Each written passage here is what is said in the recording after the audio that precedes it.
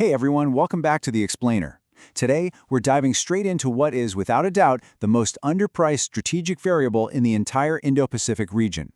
We're looking at a quiet revolution, one that's flying completely under the radar, yet it has the potential to fundamentally reshape the global balance of power as we know it. So, let's play a quick game. Take a guess for me. Which nation on Earth could cross the nuclear threshold the absolute fastest? Think about the countries constantly making headlines right now for their nuclear ambitions or regional tensions. Who is closest to the actual finish line? Now, if your mind went straight to the usual suspects, places actively chasing the bomb like Iran, or maybe regional wildcards like North Korea or Saudi Arabia, you'd actually be wrong. The real answer? It's Japan. Yeah, I know. It's a massive subversion of expectations. We're talking about the only country to have ever suffered atomic bombings, a nation with a constitution that explicitly renounces war, and a society that's built its entire post-war identity around pacifism. But hidden right beneath that peaceful identity is a staggering, ready-to-go capability. And this hidden reality? It all comes down to a single number, 46. Right now, Japan is sitting on 46 tons of separated plutonium. Officially, sure, this is technically classified as civilian reactor fuel, safely stored in facilities in Rokusho and Tokai. But in the world of nuclear physics, separated plutonium is the exact same material required for devastating military use. And to put that into perspective, 46 tons is enough material to produce roughly 6,000 nuclear warheads. Just let that sink in for a second. 6,000!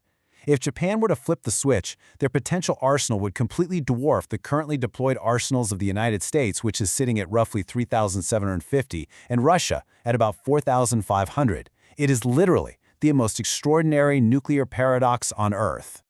So here's our roadmap for this explainer. We'll look at the technical reality, do a proliferation comparison, explore the 3 collapsing pillars of pacifism, check out the regional triggers, and finally dive into the cascade effect. All right, let's jump right into part 1, the technical reality.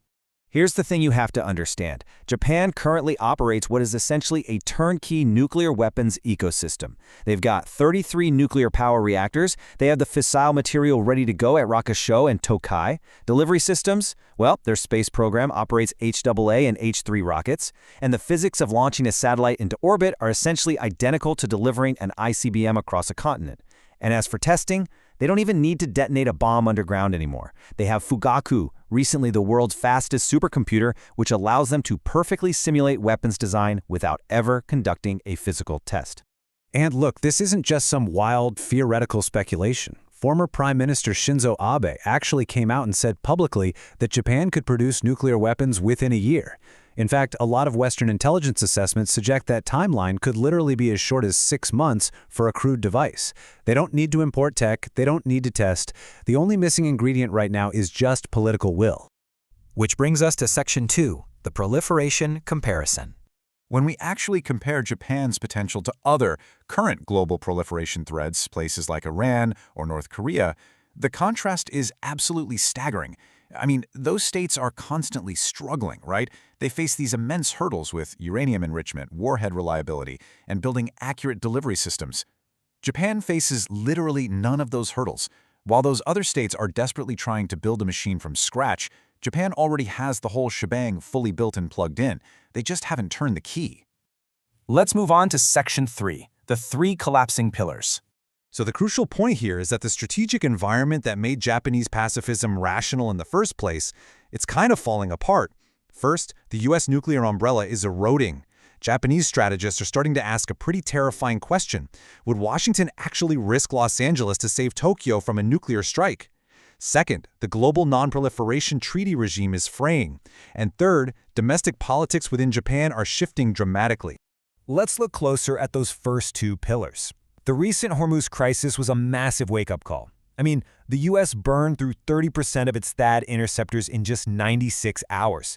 That tied up 3 entire carrier strike groups. This munitions depletion basically proved the U.S. can't easily sustain 2 simultaneous conflicts, leaving the Pacific seriously exposed. Combine that vulnerability with the fraying of the NPT, thanks to North Korea's unchecked actions in the norm-stretching AUKUS submarine deal, and Japanese defense planners are being forced to completely recalculate their reliance on outside help. And then there's the third pillar, the domestic shift inside Japan. Now, make no mistake, the vast majority of the public still strongly opposes nuclear weapons, which makes total sense given the deep historical trauma of 1945. But support for nuclear armament has actually jumped from 3% a decade ago to 11% today. This shift is especially pronounced among the younger generation, who obviously didn't live through the immediate aftermath of the war. And we're seeing this shift embodied at the highest levels, particularly with figures like Prime Minister Sanae Takaichi. She's brought some unprecedented nationalist stances to the table for a post-war leader. She's advocated for enemy base strike capabilities, and crucially, she has explicitly opened the door to discussions about NATO-style nuclear sharing. Now, while that isn't a homegrown weapons program, it normalizes the presence of nuclear weapons on Japanese soil, eroding a 70-year taboo and laying the operational groundwork for the future. Now, for Section 4, the regional triggers. Let's map out how this pressure actually builds. There are really 4 distinct trigger scenarios that could accelerate Tokyo's timeline from years down to months. Step 1.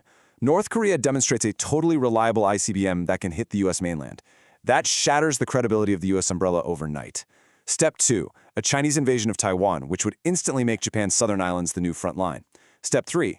A political or capacity-driven U.S. withdrawal from the Pacific Alliance. Or Step 4. South Korea decides to go nuclear first, creating immense pressure on Tokyo to match a nuclear-armed neighbor that they have historical grievances with. Any single one of these events could force Tokyo's hand. Finally, we arrive at Section 5, the cascade effect. Because here's the reality. If Japan crosses that nuclear threshold, it does not happen in isolation. It triggers a massive domino effect, one that absolutely terrifies the Pentagon.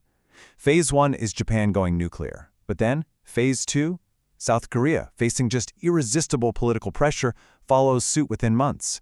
Phase 3, Taiwan demands its own nuclear guarantees. Phase 4, the Asian precedent is set, and nations like Saudi Arabia, Turkey, and Egypt use it to justify their own programs. The post-1945 rules-based nuclear order wouldn't just fray, it would completely unravel, creating a vastly more dangerous and unstable world for all of us. Which brings us to the ultimate question for this explainer. The 46 tons of fissile material, the rockets, the supercomputers, they're all just sitting there, waiting for a decision that honestly might come a lot sooner than anyone expects.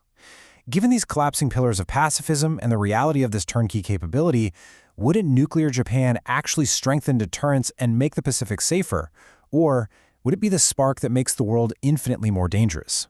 Let me know your thoughts on this strategic paradox in the comments, and thank you so much for joining me today.